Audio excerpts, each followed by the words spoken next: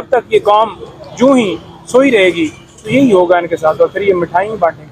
जो कहता था कि मैं अदालतों को फेस करता रहा, मैं मुकदमात भुगतता रहा, उसका बयानिया अब कौम के सामने जो है वो एक्सपोज हो चुका है कि वो अदालत से 4 हफ्ते की छुट्टी लेकर गया था और 4 साल वो लगा कर वापस अदालतों के और सारी सरकार को इस्तेमाल करके उनके कंधों पर बैठ के सहूलतकारी करके वो वापस जो है वो आ रहा है। वो आ नहीं सकता था क्योंकि उसे पता था कि मेरे केसेस हैं, और उसने तरामीम इसलिए करवाई थी हुकूमत के दरमियान कि उनके केसेस खत्म हो जाएं।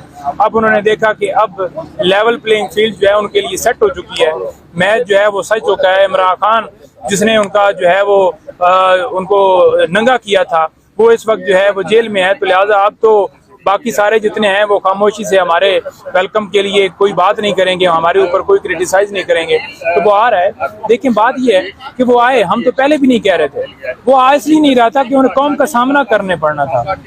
कौम जो है वो उनको वो भूल जाए कि कौम के दिल में उनके लिए मोहब्बत है। कौम वाज़ेह जानती है कि ये चोर हैं, इन्होंने मुल्क को लूटा है, 3 अदवार में इनकी हुकूमत रही और तीनों में इन्होंने मुल्क को खाया है। तो वो इसलिए नहीं आ रहा था। दूसरे नंबर पर ये जो सारा प्रोसेस किया गया, आपने देखा कि अतातारड़ के जरिए ये दरख्वास्त दायर की गई, ये हो ही नहीं सकती थी, क्योंकि अगर मेरे जरिए ये दरख्वास्त दायर नहीं हो सकती थी तो उसके जरिए भी नहीं हो सकती। और उसी बायोमेट्रिक के लिए इमरान खान उस वक्त जो है वो हाई कोर्ट में मौजूद थे और उन्हें वहाँ से अगवा किया गया, और जिस तरह से वहाँ पर उन्हें उठा कर ले जाया गया, कॉलर से पकड़ कर उन्हें घसीटते हुए लेकर गए, पूरी कौम ने देखा कि वो किस तरह से जो है ये कानून जो है उसकी धज्जियां उड़ाई गई। एक इंटरनेशनल लीडर जिसने मुस्लिम उम्मा का मुकदमा लड़ा, जिसने नमूस रसालत का मुकदमा लड़ा, जिसने मुल्क के अंदर जिसकी तारीख बड़ी पड़ी है कि उसने रफ़ाए आमा के काम की और मुल्क की खिदमात की, उसको एक झूठे केस में अंदर डाल दिया गया है। और दूसरी तरफ आप देख लें कि सहूलतकारी दी जा रही है और एक तरफ उसकी जमानत के ऊपर फैसले महफूज हैं। आप ये बताइए, जब तक ये कौम यूं ही सोई रहेगी तो यही होगा इनके साथ, और फिर ये मिठाई बांटेंगे। कि एक तरफ हमने देखा था कि यही अदालत थी, यही कोर्ट थी और यही जजेस थे, और कहा जाता था कि इमरान खान को स्ट्रेचर पे लाया जाए तभी जमानत मिलेगी और एम्बुलेंस में लाया जाए फिर जमानत मिलेगी। आज एक मुल्जिम, मुजरिम, एब्सकॉन्डर, कन्विक्टेड वो शख्स आया भी नहीं है उसकी, और वारंट भी उनके जो है गिरफ्तारी के वो मुअत्तल किए गए हैं, जमानत भी मिल गई है। तो ये अदालतों का दोहरा मेयार जो है वो कब तक रहेगा? देखिए, बात यह है कि नवाज शरीफ जो है वो आए बगैर उसकी बायोमेट्रिक होना ज़रूरी थी, जो कि इस्लामाबाद हाई कोर्ट ने स्पेशल यहाँ पर एक कानून बनाया हुआ है, उन्होंने एक प्रोसीजर बनाया हुआ है कि जो बंदा भी जमानत दायर करेगा या केस दायर करेगा वो खुद आएगा, बायोमेट्रिक करेगा।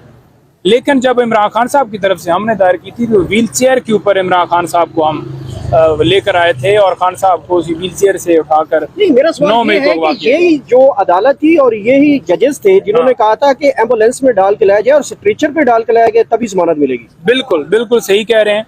और दूसरी तरफ आप देख लें कि बाहर से बंदा जो है बटन दबाता है, इधर से जमानत मिल जाती है, और बटन दबाया बाहर से उसने है, लेकिन यहाँ पर पूरी सहूलतकारी की, पूरा मैच जो है वो बनाया गया, ग्राउंड बनाया गया, लेवल प्लेइंग फील्ड वो क्या कहते हैं, जिसमें ग्राउंड के अंदर वो मैच भी खुद खेल रहे हैं, वो फील्डिंग भी खुद कर रहे हैं, बॉलिंग भी खुद कर रहे हैं, तो फिर मैच तो उन्होंने जीतना ही है ना जी। -2 फार्मूला जो है वो बड़ा इस टाइम ज़ेरे गर्दिश है कि -2 फार्मूला के तहत जो इलेक्शन होंगे, और ये समझते हैं कि -2 फार्मूला जो है वो ज़ाहिर बात है एक नवाज शरीफ है, दूसरे इमरान खान की तरफ इशारा है। देखें, -2 फार्मूला जो है ना वो कामयाब नहीं होगा। उसकी वजह क्या है कि एक तरफ अवाम है, अवाम की ताकत है, और एक तरफ डंडा है।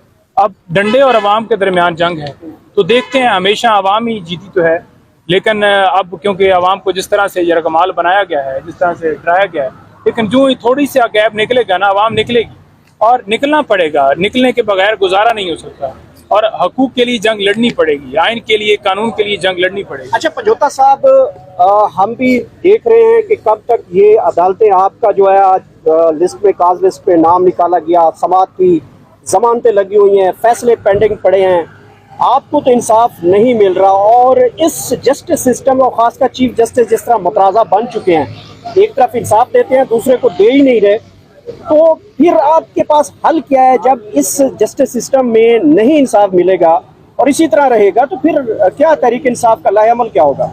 देखिए, एक तरफ इंसाफ नहीं दिए जा रहा है, एक तरफ कानून की धज्जियां उड़ाई जा रही हैं, आइन को पामाल किया जा रहा है, और दूसरी तरफ इंसाफ का कत्ल हो रहा है। ये जुमला बनता है, इंसाफ नहीं दिया जा रहा, ये जुमला गलत है। एक तरफ कानून का कत्ल है और दूसरी तरफ सहूलतकारी है। ठीक है जी। बात यह है, इस वक्त जो पोजीशन है मुल्क के अंदर अदालतों की, वो बड़ी ही क्वेश्चन मार्क है। और स्पेशली हम ये नहीं कह रहे कि कोई पूरे मुल्क के अंदर सारी अदालतें ऐसी हैं, लेकिन चंद अदालतें, चंद जजेस। अब आप ये देख लें कि सुप्रीम कोर्ट में मामला पेंडिंग है सिविलियन के मिलिट्री ट्रायल का। इस वक्त 16 बंदों की, 10 और लोगों की जमानत जो है वो उनका ट्रायल शुरू हो गया, तो उसके ऊपर कोई फैसला नहीं अब